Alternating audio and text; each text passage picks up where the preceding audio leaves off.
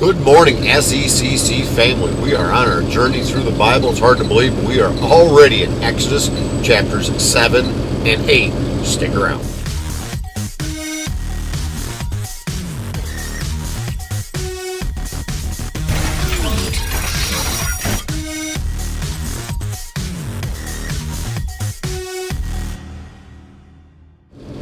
Okay, so let's get rolling right into chapter 7 of Exodus. And the Lord said to Moses, See, I have made you like God to Pharaoh, and your brother Aaron shall be your prophet. You shall speak all that I command you, and your brother Aaron shall tell Pharaoh to let the people of Israel go out of his land. But I will harden Pharaoh's heart, and though I multiply my signs and wonders in the land of Egypt, Pharaoh will not listen to you. Then I will lay my hand on Egypt, and I will bring my hosts, my people, the children of Israel, out of the land of Egypt by great acts of judgment.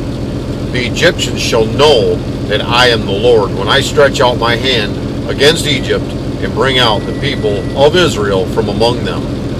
Moses and Aaron did so, and did just as the Lord commanded them. Now Moses was 80 years old, and Aaron 83 years old when they spoke to Pharaoh.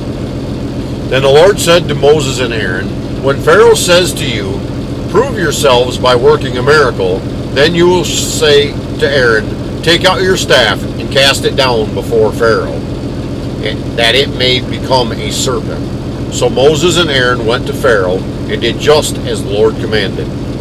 Aaron cast down his staff before Pharaoh and his servants, and it became a serpent. Then Pharaoh summoned the wise men and the sorcerers, and they, the magicians of Egypt, also did the same thing by their secret arts. For each man cast down his staff, and they became serpents. But Aaron's staff swallowed up their staffs. Still Pharaoh's heart was hardened, and he would not listen to them, as the Lord had said. Then the Lord said to Moses, Pharaoh's heart is hardened. He refuses to let the people go. Go to Pharaoh in the morning, as he is going out to the water. Stand on the bank of the Nile to meet him, and take in your hand the staff that turned into a serpent. And you shall say to him, The Lord, the God of the Hebrews, sent me to you, saying, Let my people go, that they may serve me in the wilderness. But so far you have not obeyed. Thus says the Lord, By this you shall know that I am the Lord. Behold, with the staff that is in my hand I will strike the water that is in the Nile, and it shall turn to blood. The fish in the Nile shall die, and the Nile will stink, and the Egyptians will grow weary of drinking water from the Nile. And the Lord said to Moses, Say to Aaron, Take your staff and stretch out your hand over the waters of Egypt, over the rivers, their canals, and their ponds, and all their pools of water, so that they may become blood. And there shall be blood throughout all the land of Egypt, even in the vessels of wood and in vessels of stone. Moses and Aaron did as the Lord commanded in the sight of Pharaoh, and in the sight of his servants he lifted up the staff and struck the water of the Nile, and all the water in the Nile turned into blood. And the fish of the Nile died, and the Nile stank, so the Egyptians could not drink water from the Nile. There was blood throughout all the land of Egypt, but the magicians of Egypt did the same by their secret arts, so Pharaoh's heart remained hardened, and he would not listen to them, as the Lord had said. Pharaoh turned and went into his house, and he did not take even this to heart. And all the Egyptians dug along the Nile for water to drink, for they could not drink the water of the Nile. 7 full days passed after the Lord had struck the Nile. Exodus chapter 8. Then the Lord said to Moses, Go in to Pharaoh and say to him, Thus says the Lord, Let my people go, that they may serve me. But if you refuse to let them go, behold, I will plague all your country with frogs. The Nile shall swarm with frogs, that they shall come up into your house and into your bedroom, and on your bed, and in the houses of your servants and your people, and into your ovens and your kneading bowls. The frogs shall come up on you, and on your people, and on all your servants. And the Lord said to Moses, Say to Aaron, Stretch out your hand with the staff over the rivers, over the canals, and over the pools, and make frogs come up out of the land of Egypt. So Aaron stretched out his hand over the waters of Egypt, and the frogs came up and covered the land of Egypt. But the magicians did the same by their secret arts and made frogs come up on the land of Egypt.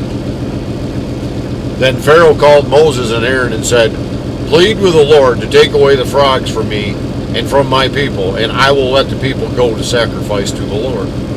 Moses said to Pharaoh, "Be pleased to command me when I am to plead for you and for your servants and for your people, that the frogs be cut off from you and your houses and be left only in the Nile." And he said, "Tomorrow." Moses said, "Be it as you say, so that you may know that there is no one like the Lord our God. The frogs shall go away from you and your houses and your servants and your people. They shall be left only in the Nile." So Moses and Aaron went out from Pharaoh, and Moses cried to the Lord about the frogs, as he had agreed with Pharaoh. And the Lord did according to the word of Moses. The frogs died out in the houses and the courtyards and the fields, and they gathered themselves in heaps, and the land stank. But when Pharaoh saw that there was a respite, he hardened his heart and would not listen to them, as the Lord had said. Then the Lord said to Moses, "Say to Aaron, stretch out your staff and strike the dust of the earth so that it may become gnats in all the land of Egypt." And they did so. Aaron stretched out his hand with his staff and struck the dust of the earth, and there were gnats on man and beast. All the dust of the earth became gnats in all the land of Egypt. The magicians tried by their secret arts to produce gnats, but they could not. So there were gnats on man and beast. Then the magician said to Pharaoh, "This is the finger of God." But Pharaoh's heart was hardened, and he would not listen to them, as the Lord had said. Then the Lord said to Moses, "Rise up early in the morning and present yourself to Pharaoh as he goes out to the water, and say to him, 'Thus says the Lord, let my people go that they may serve me, or else if you will not let my people go, behold, I will send swarms of flies on you and your servants and your people, and into your houses, and the houses of the Egyptians shall be filled with swarms of flies, and also the ground on which they stand. But on that day I will set apart the land of Goshen where my people dwell, so that no swarms of flies shall be there, that you may know that I am the Lord in the midst of the earth. Thus I will put a division between my people and your people. Tomorrow this sign shall happen." And the Lord did so. There came great swarms of flies into the house of Pharaoh and into his servants' houses. Throughout all the land of Egypt the land was ruined by the swarms of flies. Then Pharaoh called Moses and Aaron and said, "Go, sacrifice to your God within the land." But Moses said, "It will not be right to do so, for the offerings we shall sacrifice to the Lord our God are an abomination to the Egyptians. If we sacrifice offerings abominable to the Egyptians before their eyes, will they not stone us? We must go 3 days' journey into the wilderness and sacrifice to the Lord our God as he tells us." So Pharaoh said, "I will let you go sacrifice to the Lord your God in the wilderness, only you must not go very far away. Plead for me." Then Moses said, "Behold, I am going out from you, and I will plead with the Lord that the swarms of flies may depart from Pharaoh, from his servants, and from his people. Tomorrow, only let not Pharaoh cheat again by not letting the people go to sacrifice to the Lord." So Moses went out from Pharaoh and prayed to the Lord, and the Lord did as Moses asked, and removed the swarms of flies from Pharaoh, from his servants, and from his people. Not one remained. But Pharaoh hardened his heart this time also, and did not let the people go.